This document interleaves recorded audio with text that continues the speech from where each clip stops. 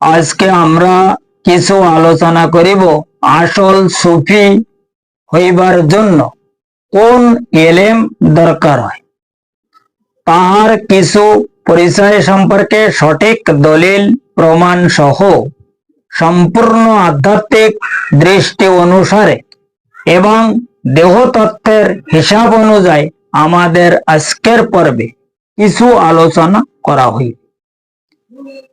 কারণ উক্ত উল্লেখকৃত সেই মহা কঠিন রুহানি বিষয়কে যদি সঠিকভাবে উপলব্ধি করা যায়, তবে বর্তমান জামানার প্রতি প্রত্যেক মানব গোষ্ঠী উপলব্ধি করিতে সক্ষম হইবে আসল সুফি হইবার জন্য কোন এলেম দরকার হয় তাহার সঠিক পরিচয় সহ আমাদের সুফি তত্ত্ব টিভি অনুষ্ঠানের হাকিকত সম্পর্কে প্রত্যেক ব্যক্তি আরো বহু এলেম অর্জন করার জন্য সঠিক রুহানি হিসাব অনুযায়ী এবং বাতিনি তালিম অনুসারে অবশ্যই সক্ষম হইতে পারিবে ইনশাআল্লাহ তাআলা। কাজেই এখন উপলব্ধি করার বিষয় হইল উক্ত আসল সুফি হইবার জন্য আমাদের কি এলেম দরকার হয় তাহার বিষয়। কারণ উক্ত সুফি হইবার জন্য আমাদের দরকার হইল তাসাউফকৃত বাতিনি এলেম, এবং উক্ত তাসাউফকৃত বাতিনি এলেম হাসিল করার উপায় হইল সেই মহান নবী পাক সাল্লাল্লাহু আলাইহি সাল্লামের মহাপবিত্র তরিকা মুবারক, যাহাকে সেই মহান আল্লাহ পাক তাহার পবিত্র আল কোরআনে তিনি সিরাতাল মুস্তাকিম ফরমায়। কারণ উক্ত সিরাতাল মুস্তাকিম মানে হইল সরল রাস্তা, এবং সেই মহান নবী পাক সাল্লাল্লাহু আলাইহি সাল্লামের উক্ত পবিত্র তরিকার মানে হইল পবিত্র রাস্তা, যে রাস্তার সঠিক ওসিলায় একজন ব্যক্তি সুফি হইতে সক্ষম হয়। যার কারণে সেই মহান নবী পাক সাল্লাল্লাহু আলাইহি সাল্লামের উক্ত পবিত্র তরিকতের হাকিকি রাস্তার ওসিলা সম্পর্কে সেই মহান আল্লাহ পাক প্রত্যেক মানব গোষ্ঠীগুণকে তিনি খোদ ইরশাদ ফরমায়া, ইয়া আইয়ুহাল্লাযীনা আমানুত্তাকুল্লাহ আবতাগু ইলাইহিল ওসিলাতা ওয়া জাহিদুন ফি সাবিলিল্লাহি লাআল্লাকুম তুফলিহুন। অর্থাৎ সূরা মায়েদার 35 নম্বর আয়াত, সূরা মায়েদার 35 নম্বর আয়াতে সেই মহান বারেলাহি প্রত্যেক মানব গোষ্ঠীগুণকে তিনি এগ্রামিন ফরমায়া যে তোমরা আমাকে ভয় করো এবং আমার উক্ত ভয়ের কারণকে জয় করার জন্য আমার নৈকট্যপ্রাপ্ত বান্দার মাধ্যমে আমার রাস্তায় জিহাদ করো। যার কারণে সেই মহান নবী পাক সাল্লাল্লাহু আলাইহি সাল্লাম তাহার আহলে বায়াতকৃত সিলসিলাকে তিনি সঠিক সিরাতাল মুস্তাকিমের রাস্তা হিসাবে তাহার তরিকা ফরমায়া দিয়াছে। তাহার সেই ফরমানকৃত উক্ত সিলসিলার মাধ্যমে দুনিয়ার শেষ ওক্ত পর্যন্ত দুনিয়ার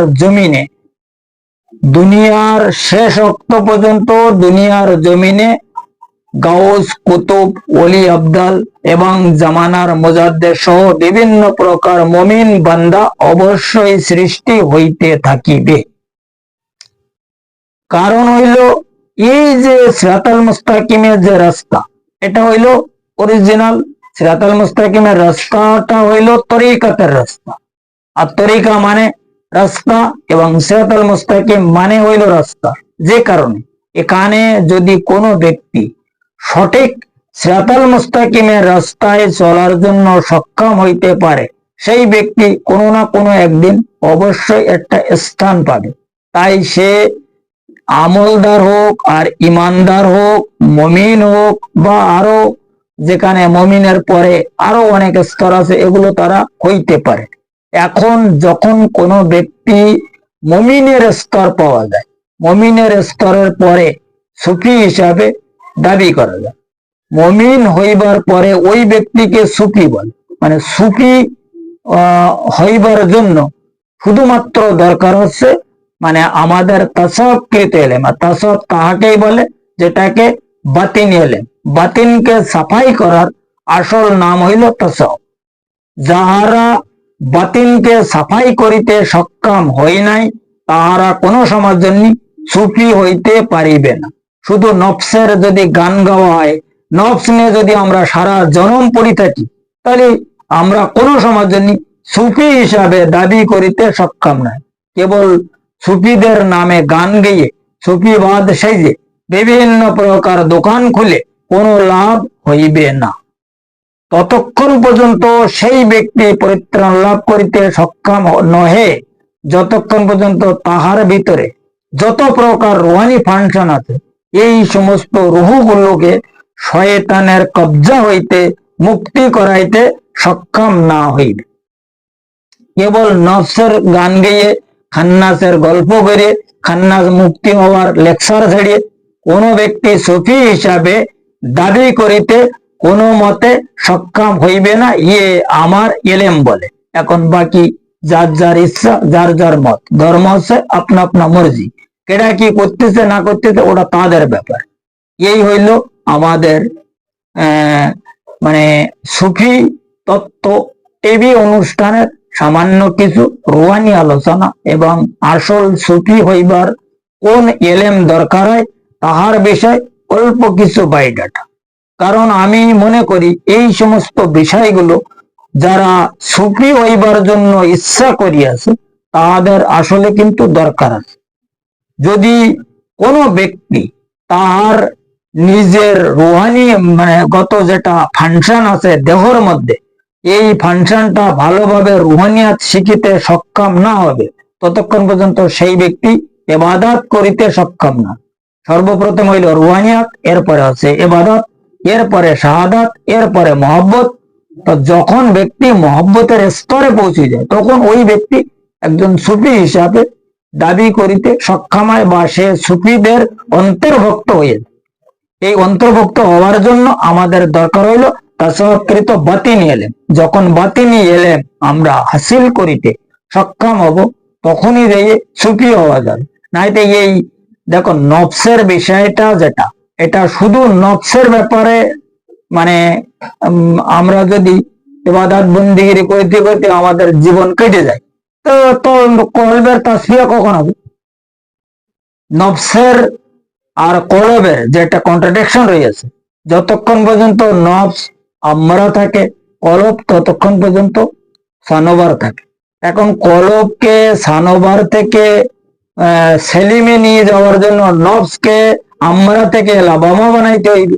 এখন লাবামা অবস্থায় যদি কলব সেলিম থাকে, এই অবস্থায় যদি আমরা মৃত্যুবরণ করতে পারি তাহলে আমরা ইমানদার হিসেবে একটা দাবি করিতে পারবো, সুফি তো নয় না।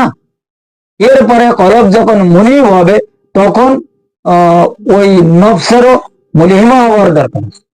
এখন নফস প্রথমে মুলিমা হবে, তারপরে কলব মুনিব হবে।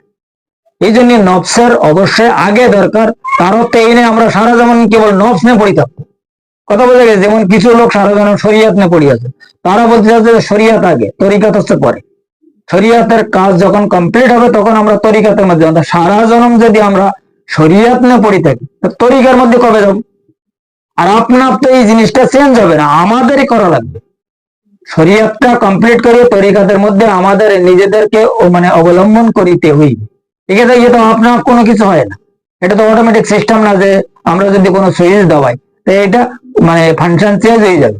এটাকে নিজেকে করার বিষয়, সাধনা সিদ্ধি যেটাকে আধ্যাত্মিক হিসাব কিতাব বলে, এটাকে spiritual development and physical research society. এই সোসাইটির মধ্যে যারা সঠিকভাবে সামিল হইতে সক্ষম হইয়াছে তাহারাই অবশ্যই স্তর চেঞ্জ করিতে পারবে। যদি পড়ালেখা না করে আমরা যদি সিরিফ ডিভিশনের চিন্তা ভাবনা করি তাহলে তো ডিভিশন পাওয়া যাবে না। যখন মেহনত করবে, পড়ালেখা করবে, তখন নাম্বার আসবে, আর ওই নাম্বারের সাহায্য ওই ব্যক্তি ডিভিশন পাবে না। নাম্বার হইলো কি তাসফিয়া কলব। এখন নাম্বার হচ্ছে কি তাসকিয়া নফস, তাসফিয়া কলব। হকুল একিন কাশফি। এখন এই নফসের তাজকিয়া করার জন্য এখানে 4টে সমস্যা রয়েছে। একটা হচ্ছে আমরা, লাবামা, মুলিমা, মুতমাইনা। এখানে 4টে যখন পুরো টোটাল কমপ্লিট তখন নফসের তাজকিয়া শেষ। কলবের তাজকিয়া তখন শেষ হবে সানোবার, সেলিম, মুনিব, শহীদ এ পর্যন্ত যখন যাবে তখন কলবের তাজকিয়া শেষ হবে।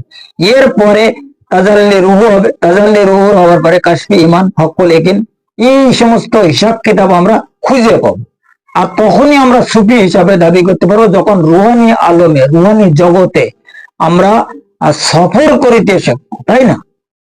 আলমে মালাকুত, আলমে আনকাবুত, আলমে জবরুত, আলমে লাহুত ইত্যাদি ইত্যাদি উপরে যে আলম গুলো আছে এগুলো হলো রুহানি আলম।